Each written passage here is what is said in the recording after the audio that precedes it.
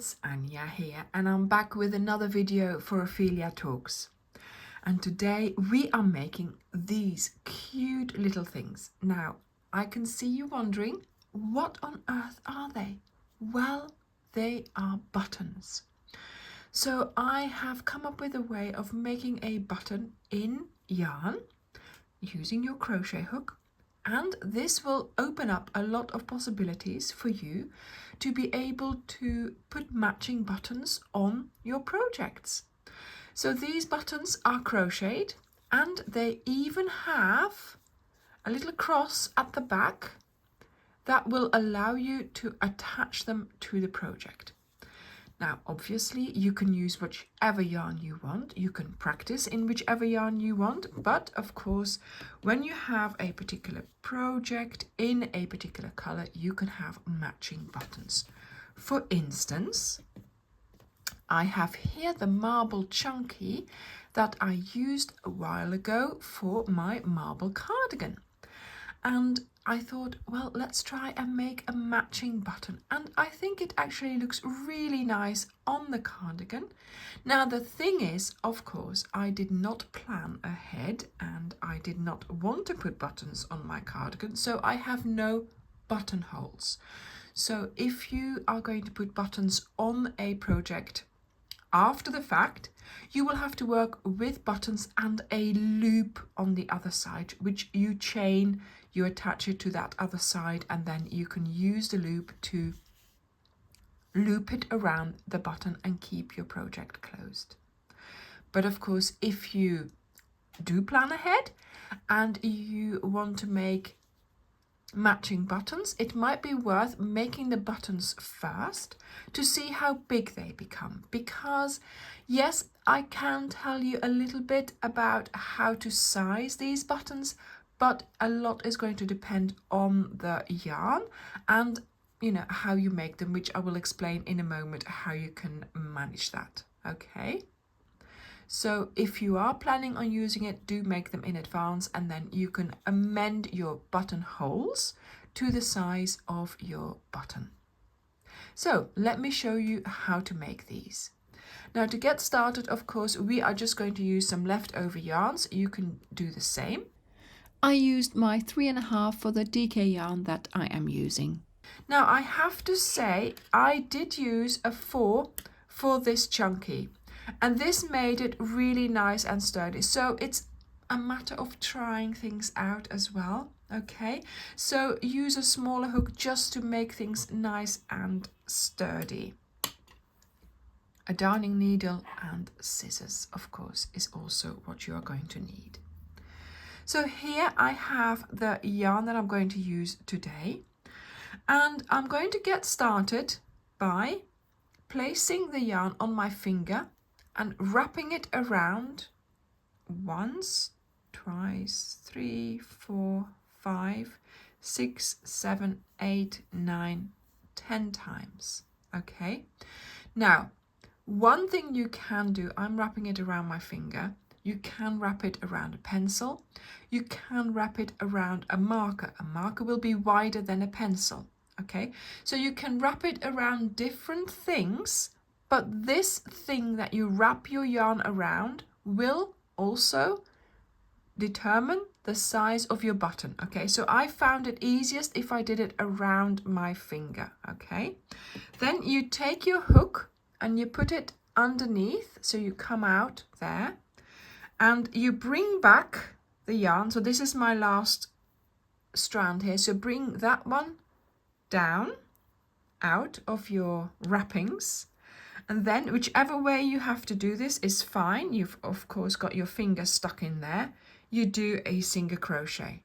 Okay, now this is just so it is easier for you to get started, and now you have to get your finger out. Okay, and as you can see, you've got a hole there, and doing it this way doesn't make you lose your hole. I mean, I've almost lost it there. Let's do less talking and start crocheting. Okay, so you go into your circle and you start doing single crochets. So in and do your single crochets, and do as many as you can. So do advance around your circle here, but don't go too quickly. Place them nicely next to each other like so. And as you can see, look, my circle is forming nicely. My strands are all compacted together in my single crochets. So you do more and more single crochets, filling up your whole circle. And it doesn't matter how many you do, just as long as you end up with something that looks like this. Now we're going to do a slip stitch just to close the round. There we go, just to make it nice and tidy. Now we're going to do 1, 2, 3, 4 chains. Now if you're doing a bigger or a smaller button, you will do 3 chains or maybe 5 chains, but keep them tight, keep the chains short, okay? Then you turn your button over and go opposite and find 2 strands to go under and do a slip stitch. There we go. So this is our first strand, our first chain that we have going across to attach our button. Now we're going to do the same thing as before, single crochets all around our button, and we're going to get started on this side of the chain. And once again, you're just doing as many single crochets as you can, basically placing them nicely next to each other.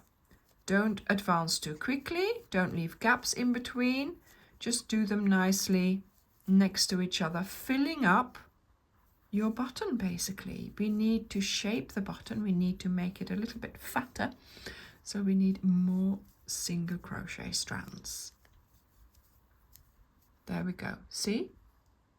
Now we move our chain to this side, just go to the other side of the chain and start working again.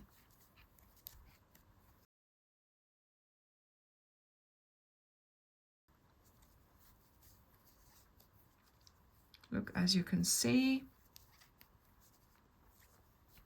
our button is filling out a little bit more, and also the hole is getting slightly smaller as well. So I'm just going to do another one here. Should I fit in another one? Yes, why not?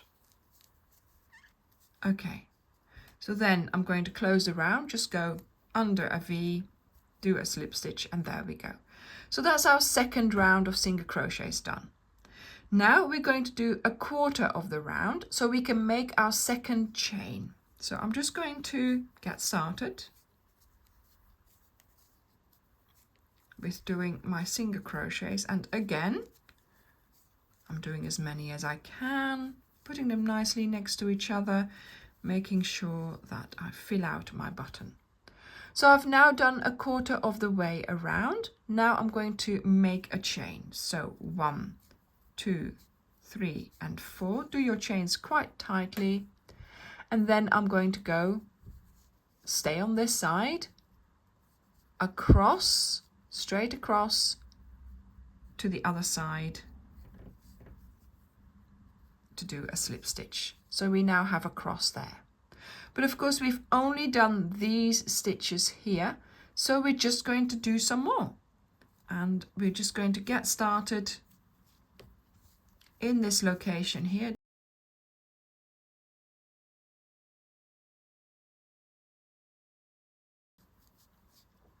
So I'm just going to make my way to this location here, move the chain across a little bit. Again, do this bit of my button. I had already done that, so it wouldn't matter too much if you did a few stitches less there than you would normally, because we've already done quite a few there. Now I go over to the other side of that chain and we start doing our stitches there.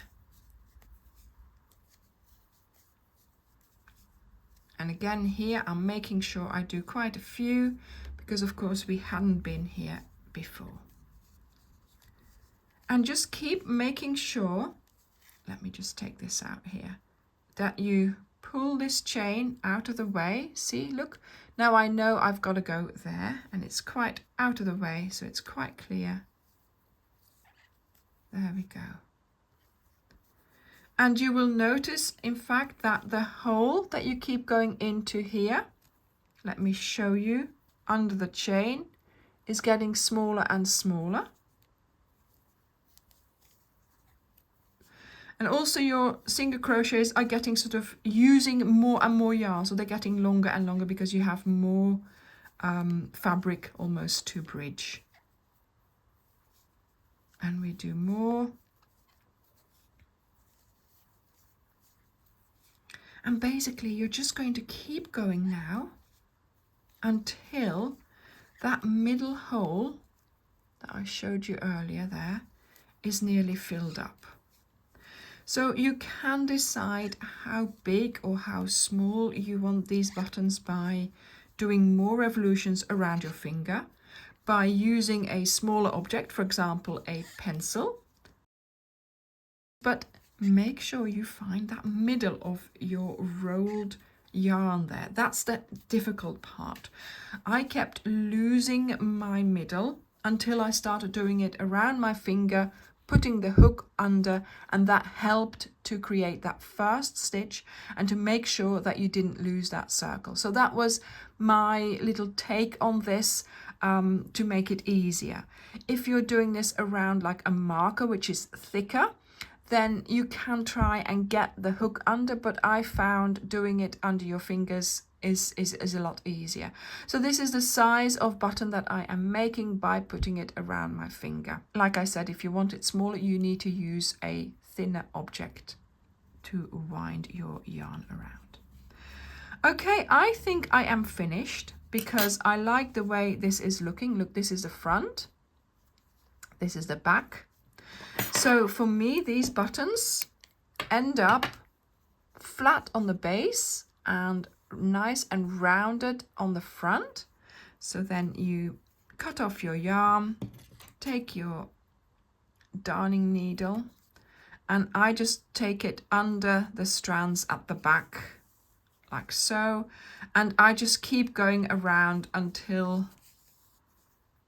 all my end has disappeared into the button itself. There we go.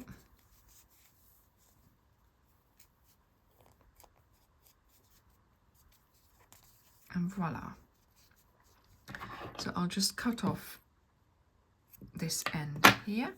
And now this one here and this one here, those are the strands I'm going to be using to attach my button to the fabric. So instead of a hole, of course, we have these two things here, these two anchor points. And of course, that will help us to make sure we can attach our button nicely to our fabric. So yes, these are the buttons that I have been making. I've had such fun making these. Look, these are made with my fingers. These are made with pencils, but yes, you have to make sure you don't lose the inner circle when you take it off your pencil. So I hope you will find this a good technique, something up your sleeve that you can use to make a button if you need one for a project that you can't find one, or that you want one in that particular color of yarn. I also think these would make lovely ornaments on any garment almost. You know, if you place a couple like this, you know, in a certain configuration, it would make a lovely brooch or a lovely adornment on your garment. So thank you very much for watching this tutorial. I hope you have enjoyed it, and I hope you will try to make a button. Thank you for watching, and I'll see you in the next video. Bye!